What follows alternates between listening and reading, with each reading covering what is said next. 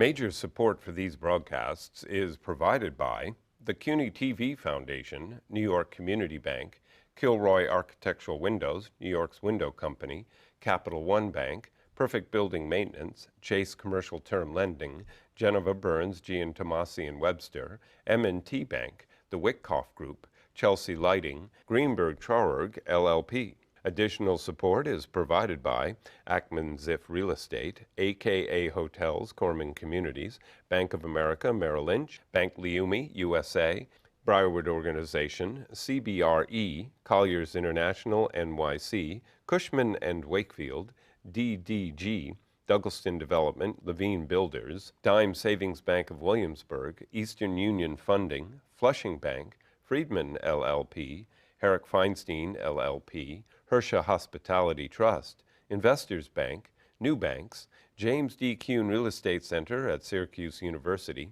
James Orphanides, Centurion Holdings, John Katzimatidis, Red Apple Group, Margolin Weiner and Evans, Madison Realty Capital, Meridian Capital Group, Newmark Grubb Knight Frank, People's United Bank, Popular Community Bank, SJP Properties, Sterling & Sterling, Stonehenge Partners, Urban American, and these friends.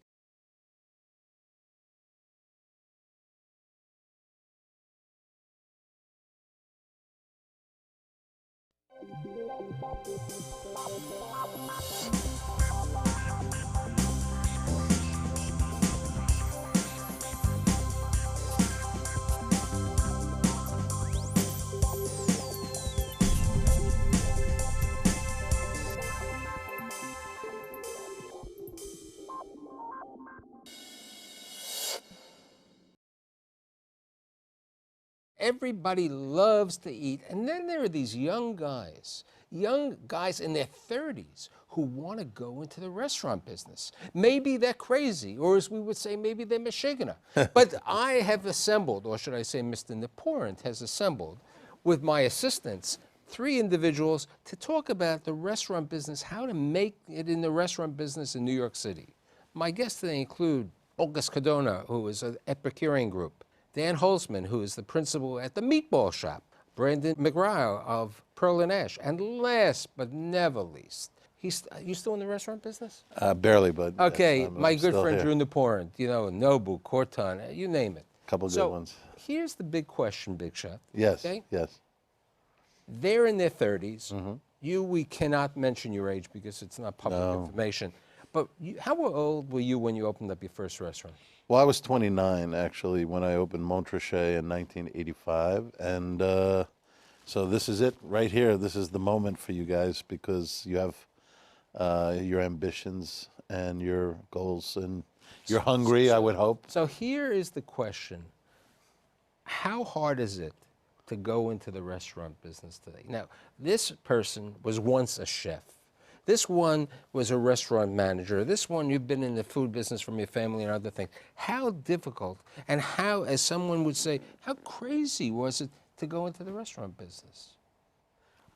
I think it's been fun the entire time. I love it, every bit. How hard was it to you work in restaurants your whole life, and you always look up to the idea that you're going to own a restaurant one day.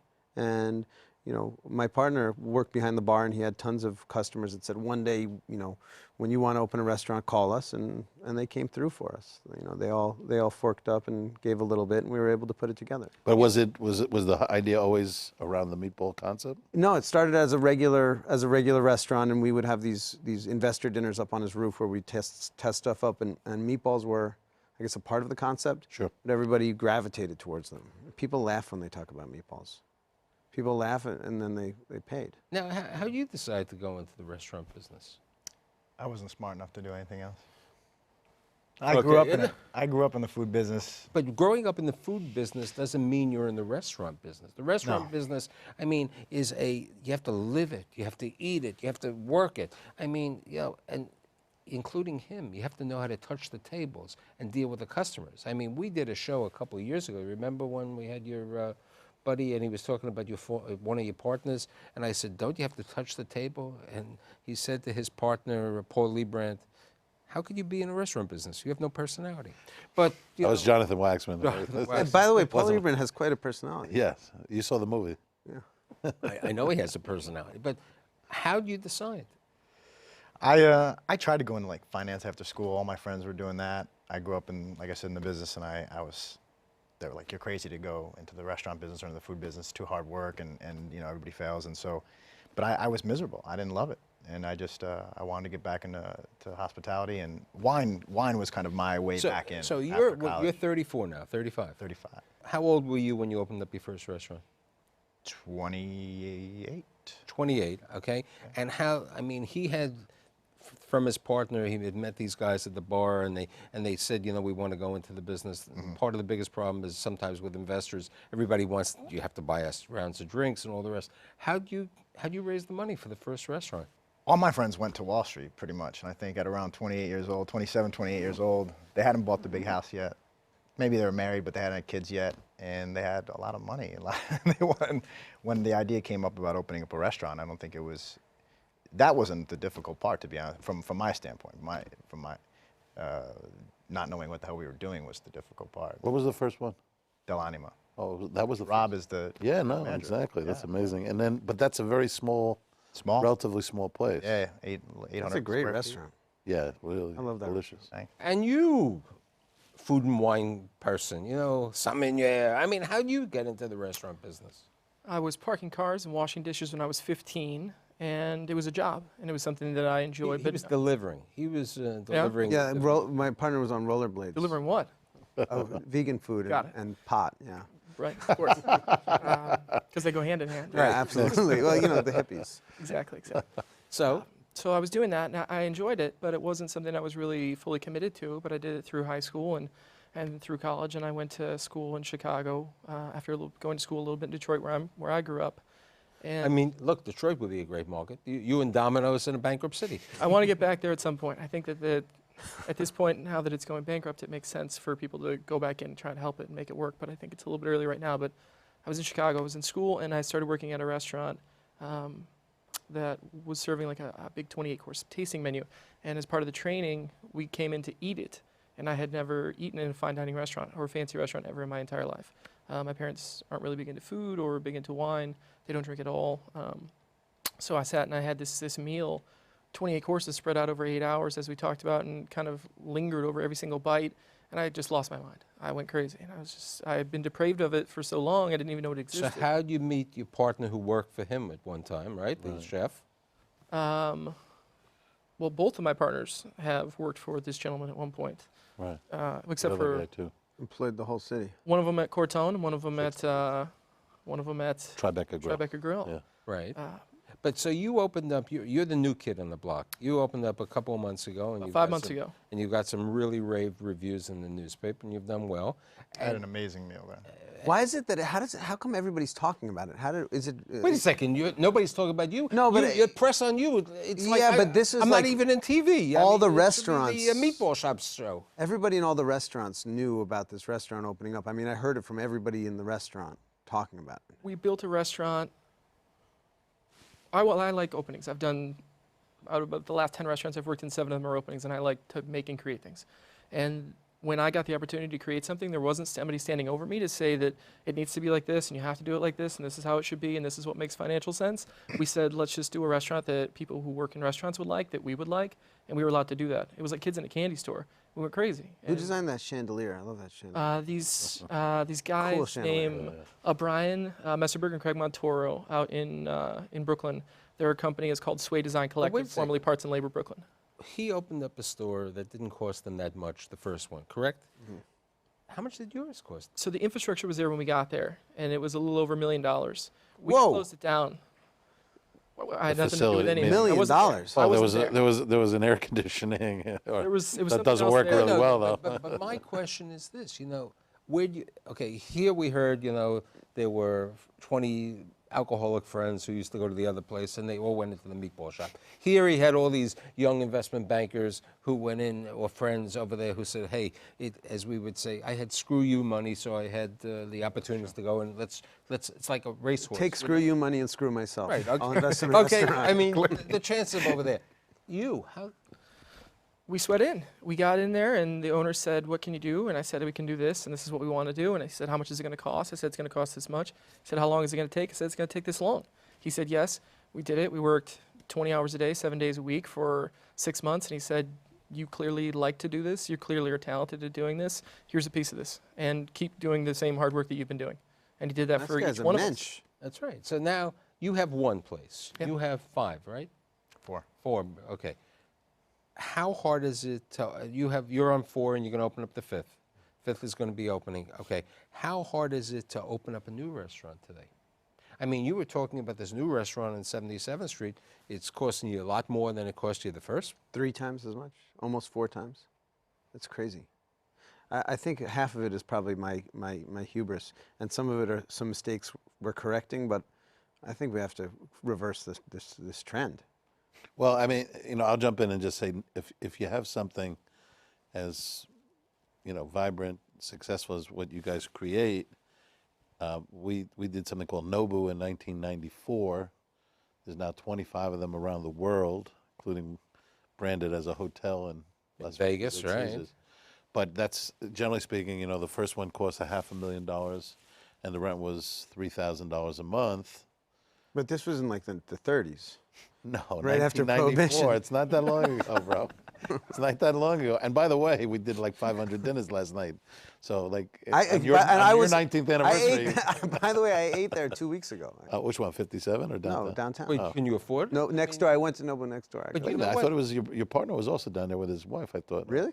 Yeah, he had an anniversary down there. Can we talk about how to get into business? No, but the point is, anniversaries? no, the point is that you just brought up the most important thing, which is after you open a couple, then you start spending more money, and the return is not necessarily as great as the first one that where the rent was cheaper and you've been the on outlay the was show cheaper. so many times, and we've discussed this, and I was shocked when I heard that from Dan that Chase has lent him money, because when I would talk to, and I'm very, as you know, in the finance business, if I would talk to somebody about financing a restaurant, they would say, "Are you out of your mind? A restaurant? I mean, the success rate. I mean, all the 3 of you, all 4 of you, including him, have successful restaurants. But the success rate is one out of 20 survive, maybe." I think one of the big differences is you have a proven scalable concept. Yeah, we have a real cash flow model that works. So that's probably what, because Chase wouldn't. Well, that's one of our things right now, is that we have different concepts and different LLCs. It's not the same thing. So I don't think they look at that in the same way. Because Chase. I will tell you, I know every middle market bank in the city of New York, and if I said to you, even on your concept, they really, I'm going to test it. Even with the personal guarantee, it's a very difficult deal. It's a totally different thing. Do you want to open up more restaurants? We absolutely do. Absolutely, because that's what I like to do. The people who are my mentors in the business are people that create environments for people that make things. I build an environment around a chef that makes something, or a wine director like Patrick who wants to sell something, and I create these environments for people, and then I figure out how to make them run, and I want to keep doing that for more people. So if you were young, which, I know in this situation, what type of I feel restaurant? like any Youngman here. What kind of restaurant would you open? Well, are you asking me about the next one I am about to open? Or I want both. I want to know what you're planning to open. Well, If you had nothing to lose, what would you open? Well, here's the way I would answer that. I'm a little bit different in that, it's been 36 restaurants in 27 years. I think that's the math. So I've done quite a number of different things. Today, No, I was going to say, if I had it to do all over again. In the twilight of your life. If I had it to do all over again, what I didn't realize, there's the approach is either one or the other, meaning you're either in it for the money or you're in it for the glory. But I have to tell you that I was more in it for the glory, most probably, because if I had been in it for the money, I would have stuck with one brand. And, that doesn't mean it has to look the same in all the various cities. You can change decor, you can change menu, you can adapt to where you are. But the customer is confused when they're looking at you and they say, "What are you making? You're doing a Japanese restaurant?" Yeah. Aren't you the guy who does the meatballs? And what I see now, even in Chicago, my friend Paul Cahan, very successful with Blackbird and Publican. He's got a number of good restaurants. So you read in the paper he's going to open an Italian restaurant. And I'm like, why? It's like, you have Italian restaurants. You're known for Italian restaurants. And I would, and different ones.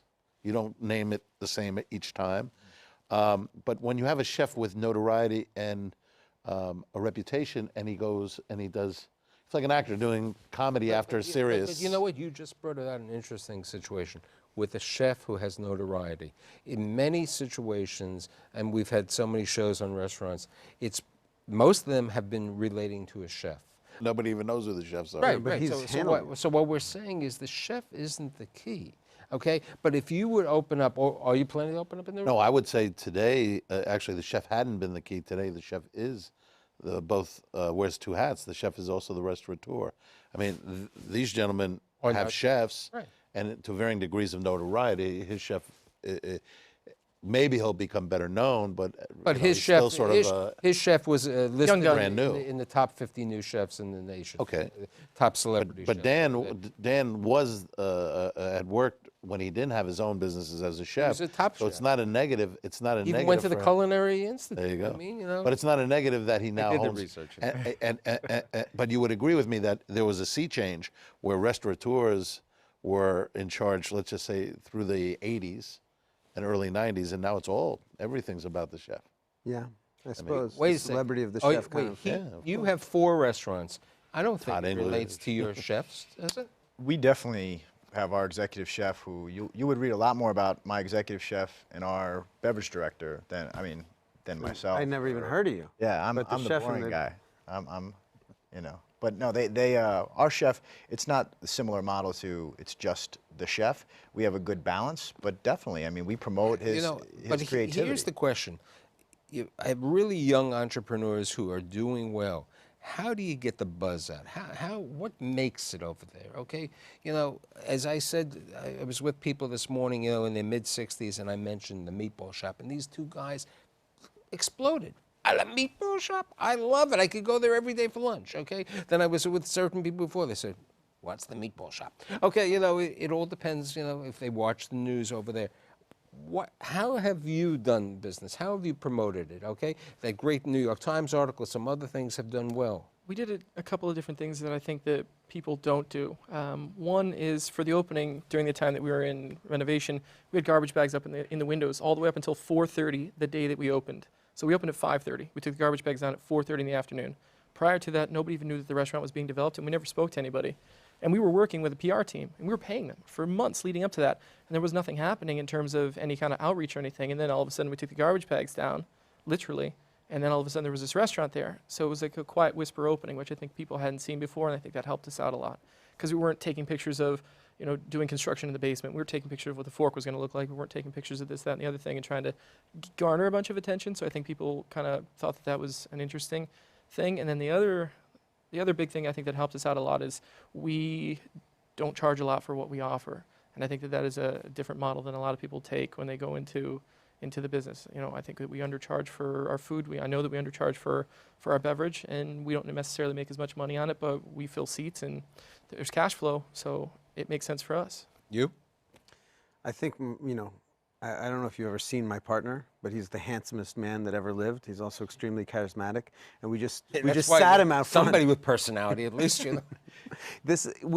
You know, I used to laugh about it because he was a bartender on the Lower East Side, in East Village, and you couldn't walk 2 blocks without getting interrupted, you know, someone stopping to talk to him. He knew every single person. So, you know, the first restaurant, we opened it and was just packed with our friends, really his friends. It was amazing. And having a lot of investors, I guess, has its drawbacks, but we had a lot of people rooting for us and inviting people in as well. You just hit on, like, just that expression. I say it all the time. You need people to be rooting for you. Mm-hmm. Because what's happened is, and you also asked a very important question, how do they promote themselves? They have to hire, this new generation feels the need to hire public relations. So they have a job to do. But the customers or the people who don't know anything about it, when they hear about it, they want to hear the positives and the good news so that they're going to root for it. They're going to come in with a positive outlook. Do you use PR as well? We use PR, and they've been great. We've been with them since we Different than opened. these 2 guys, though, because I these think guys we use share. the same Who are you firm. using? Oh, so all 3 of you guys. Alts. Which is, I think that's more Phil owes me coincidentally, something after this show, yeah. but anyway. The But no, bald-headed, Phil does a beautiful man. fantastic job.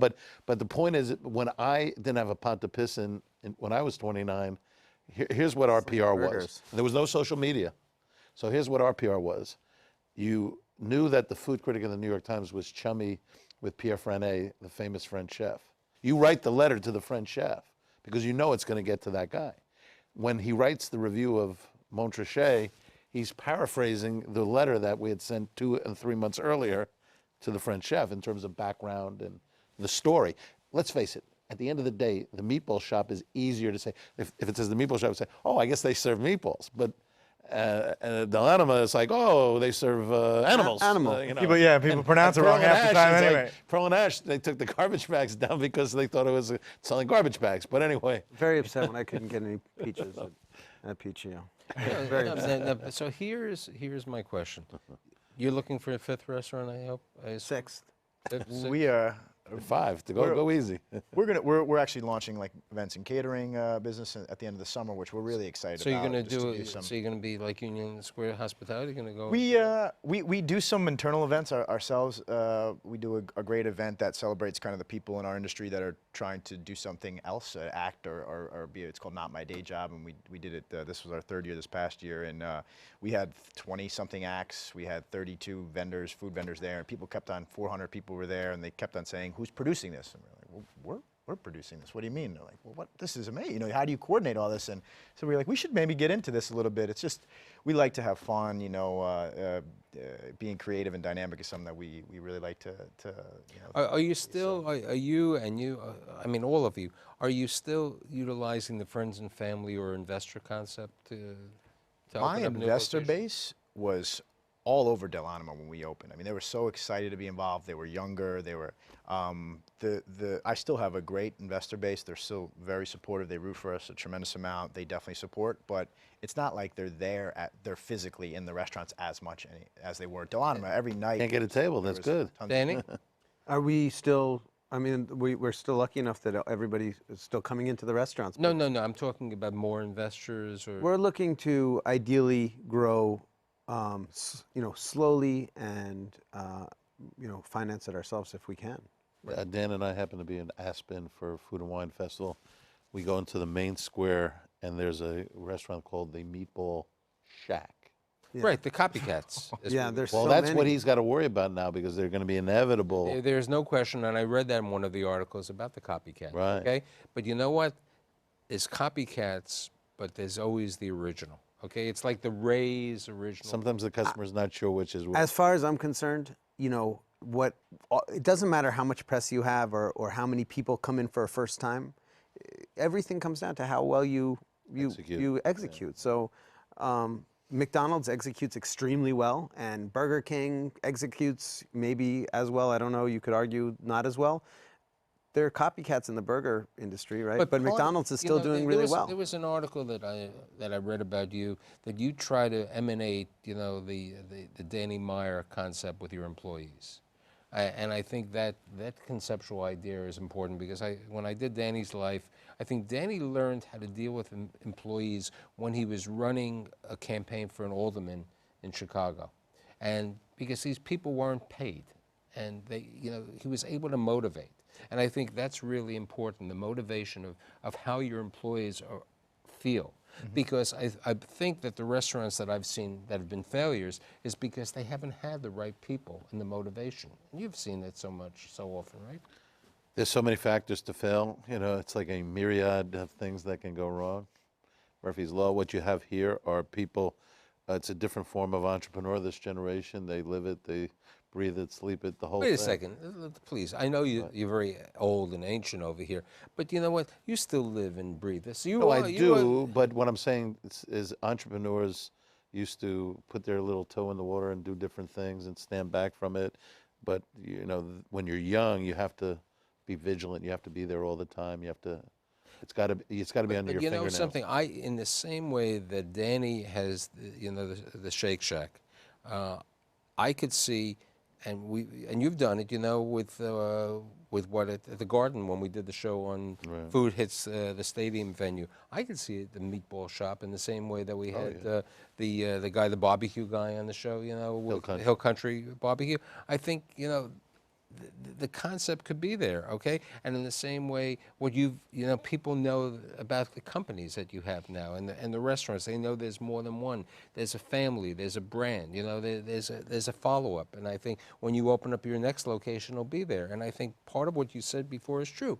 People know that you're reasonably priced. He's very reasonably priced, and you know you're selling a different quality wine than you're selling. Okay, and I think it's how you relate to the business. But I think what the important thing is that you're vibrant. You care about a lot about your business. Okay, it's not absentee ownership. I had a lunch. I don't know if you even remember this with your brother, and I had lunch. This was when we first opened Del Anima with you at Tribeca Grill, and I was shocked when you said you were talking and you said yeah, and I picked it. You were answering the phones at at Tribeca Grill, and I was like, really, like that involved? I Like, thought you were going to say I was bussing the table. no, not at the lunch, but you were talking about how you picked up a reservation request on the phone, and I was like, I was very impressed by it. I was like, but whoa. I believe, I believe that's the key to the restaurant business. I believe that if you're in it, okay, and you know sometimes it's difficult. You have wives or partners and so on. I mean, male and female partners, and they say, you know, you're there too often.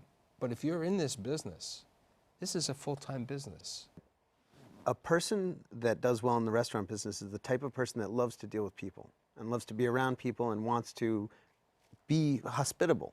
And that type of person lends themselves to doing well in the business. And people that tend to get into the restaurant business with a business sense and don't have that aspect have a harder time because they don't love to be around people. So where do you want to be, you know, when you reach his age?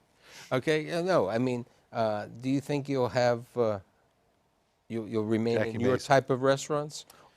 I worked for Paul. To go back to talking about Paul, I worked for Paul in Chicago, and his business partner in Blackbird and Avec and all the restaurants that they have there. Donnie McD is a big mentor of mine, and what they do is one-off restaurants. That's the name of the group, is one-off hospitality. So you think you'll be one-off restaurants? I would like to continually be opening restaurants that are all individualistic and starting off just a bit in New York City and then expand and get a little bit bigger as we go. August, more Italian restaurants, or you can open up a Mexican restaurant? I want to have the right-hand seat to Michael Stoller. Hey, you got the right hand seat. The left-hand seat is always here. You know, the I balance- can't take him away. It's, you know, it's the. Right, I think what we're finding, and everybody's situation is different based on the partners they have and what you know. I have great partners, very lucky to have partners I trust, and you know, we each have different things we want to accomplish. And I think finding balance. So I think for us, there's a business focus that needs to be there because we want to be successful, but I think there's a creativity that needs to be. With 10 seconds, more meatballs or a different? More hair. I want to have a full head of hair by the time I'm your age. So you'll keep it over here. I'm just gonna flip. I'm gonna stand on my head. I know you're in Williamsburg, so you can go to the Hasidic, the Satmar section, and you can be happy. I just need a bigger yarmulke. A big yarmulke. Okay. That's and all I could say is in September, the 13th season of the Stoller Report, and I promise that I will have all of you back. I'd like to thank August, Chef Dan, Branden, and you can't do a show without Get you. away from me. Okay, see you next week.